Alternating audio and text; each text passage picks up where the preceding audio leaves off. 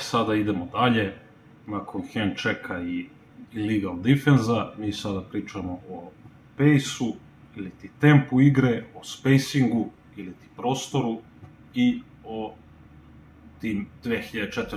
toj promjeni pravila, kako je to još uticalo na te neke stvari, i sad ćemo to pokušamo da objasnimo. Kaže, do sada smo pričali kako je izgledala odbrana 90-ih u NBA kroz hand check ilegalnu odbranu, kao što sam već rekao, ali postoji još jedna stvar koja potpuno menja sliku igre. A to je tempo igre, spacing i velika promjena pravila 2004. da je konačno ukinut hand check, ono što smo spomenuli, ali je tu bio još jedan set pravila koje tada nismo spomenuli, a sada ćemo spomenuti. Znači, šta je pace? Prvo da objasnimo šta je pace ili ti tempo igre. Pace znači koliko poseda ima utakmica. Znači, drugim rečima, koliko se brzo igra košarka. Znači, koliko u tih 48 minuta stane poseda. Razumete? Znači, 90-ih NBA tempo bio mnogo sporiji. Zbog te odbrane, zbog tog hand checka, zbog tog usporavanja i svega. I samim tim je bilo manje poseda. Razumete? Znači, mnogo su duže trajali napadi i onda je bilo manje vremena za napade u toj kompletnoj utakmici. Manje poseda je bilo. Više postavljene pozicione igre, znači manje tranzicije, samim tim su napadi trajali duže, više tih half court napada, znači tih pozicionih sa pola terena napada. Timovi nisu jurili brzinu, nego su jurili kontrolu. Razumete razlike? Znači manje mnogo tranzicione igre, koja je posebila glavno Jamesovo oružje, o tome ćemo pričati. Kaže, u toj košarci svaki napad je bio važan. Zato kao kažu danas se ne igra odbrana, izgube loptu, stoje tamo, tako i deluje, razumete? Zato što nije svaki napad toliko važan, znači oni znaju da će da imaju mnogo napada još, mnogo prilika, mnogo svega i onda nekad i kad vide da je neka situacija da ne mogu baš da stignu ili nešto, onda oni stanu ili puste ili ako ih probije ili ovo, razumete? Eto, to je ta razlika. Pričam realno šta je danas, šta je nekad. Ja ne omalovažavam ovu danas eru, a ne dižem onu staru eru ili obrnuto, zato što ja više volim Jordana i smatram da je bolji igrač i da je on GOAT, a ne James, nego pokušavam da vam objasnim razlike. Tako i danas ima mnogo nekih banalizovanja da ljudi kažu, ma danas ti se odbrana uopšte ne igra, NBA sranje i tako dalje. Evo sad objašnjam zašto to tako izgleda. A s druge strane, meni moj drugar Giuliano kaže, ma brate, samo pogledajte highlighte, kao prost eye test ti govori kao pogledaj kako je izgledala ta igra, kako je to sve usporeno i kako je sve to usporeno i kako je to izgleda bez veze, nema te igre, nema te širine, nema tih poteza, nema tih ali mi sad ulazimo u srž i vidimo zašto to tako izgleda, kad se razloži i objasni šta je i kako i šta stoji iza toga. I ne može se reći ovo je loše, a ono je dobro ili obrnuto. To drugačije, kao što se kaže, bukvalno može se reći i dva sporta, razumete? Ovaj sport ovakav, ovaj sport onakav. To ne znači da je ovaj novi bolji u svemu od ovoga i da je lakši. On je bolji, modernizovan je i sve ostalo, išao se na taj da se napadu da prednost, što sam već objašnjavao, ali to ne znači da je bolji, da je teži za igranje. Vidimo koliko je vamo bilo teško da se igra, isto, nema veze što je, znači prvenstveno odbrani je davana ta prednost najveća, odbrana je diktirala i sve to, morao si 1 na 1 da probijaš mnogo više, da rešavaš, da budeš taj i 1 na 1 igrač i tako da ne se ne razvodnjava, ne širim temu, samo kažem, pokušamo sad da istaknemo razlike.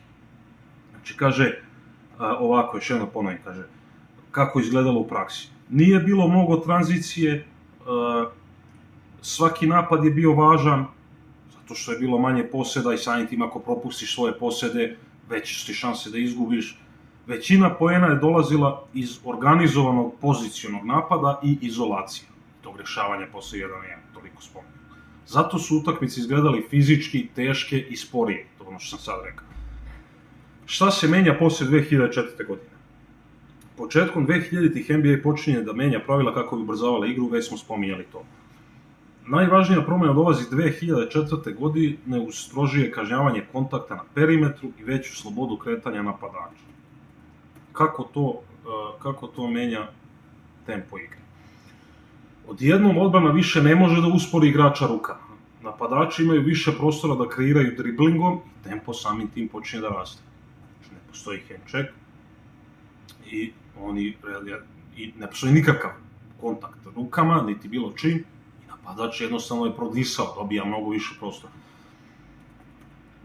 Šta je spacing? Znači, objasnili smo šta je pace ili ti tempo.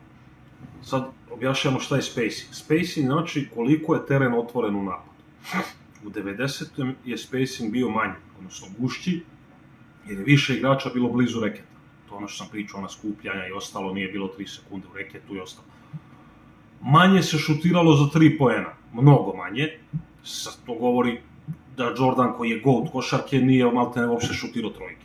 Ima onu sezonu, ja mislim, 88, kad je dao 3000 poena uz 12 datih trojki. Razumete?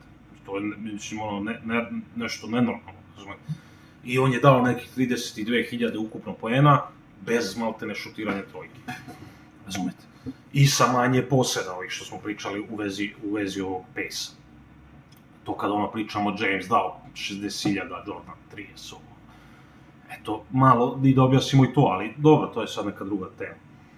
Kaže, u toj košarci 90-ih je bilo oko 15 šutnutih trojki na utakmici. Razumeš, po ekipi. A danas 30 do 40. To vidite koja je to razlika. To je sve od Stefa i posela, dobro. A moderni spacing, kaže, u modernoj NBA teren je maksimalno raširen, mislim da je možda teren i povećan,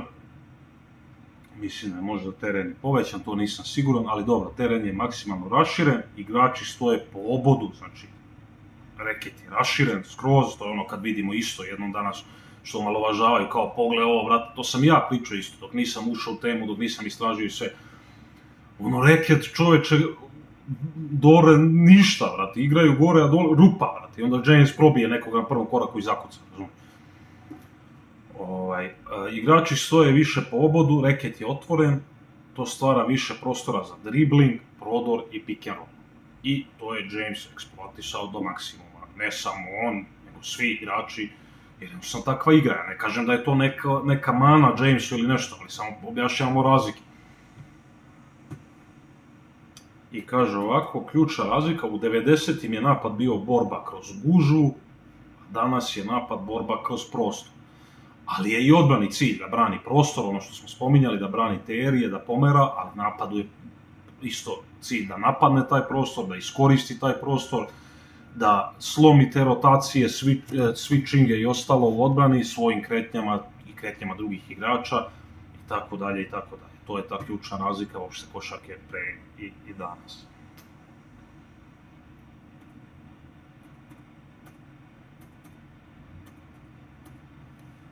Kaže, zato različiti tipovi igrača dominiraju različitim erama. Ranije su dominirali izolacioni skoreri, što je Jordan, i fizički igrači, a danas dominiraju igrači koji mogu da stvaraju iz pick and rolla i prostora. I to je ono što kažu, danas su igrači mekani, ovi onakvi, jednostavno su drugačiji, oni su prilagođeni ovom sistemu igre, oni su bili prilagođeni onom sistemu igre, i to je tako. Kaže, spacing i pravila iz 2004. nisu samo promenili statistiku, oni su promenili samu strukturu košarke i zato poređenje igrača iz različitih era nije pitanje ko je bolji, nego u kakvom sistemu su igrali. Niti je pitanje koja je era bolja, niti se to može reći. Mislim, može se reći, ljudi to govore.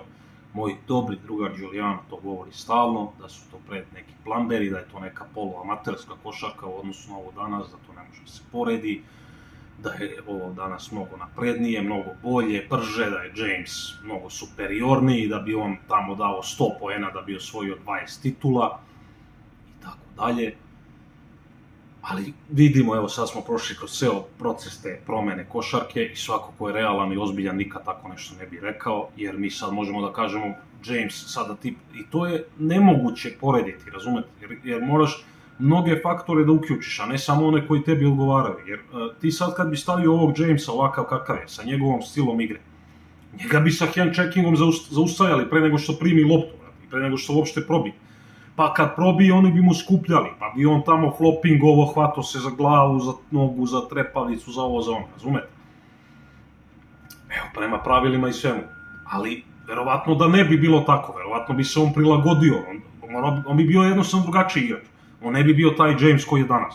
nego bi on morao da bude James neki koji je prilagođen na onaj stil igre, vrstu pravila i sve. Isto tako i Jordan danas. S tim što je Jordan malo i zakačio današnju eru i pokazao da može da igra. Kobe, recimo, koji svi kažu da je najsličniji Jordanu, igra u današnjoj eri, bio je jedan najboljih igrača. Ali dobro, to su sad sve neke teme šta bi bilo kad bi bilo, neka navijačka, neke preferencije i tako dalje. Evo ovde smo sve objasnili, pa sami ljudi donesu zaključak šta i kako.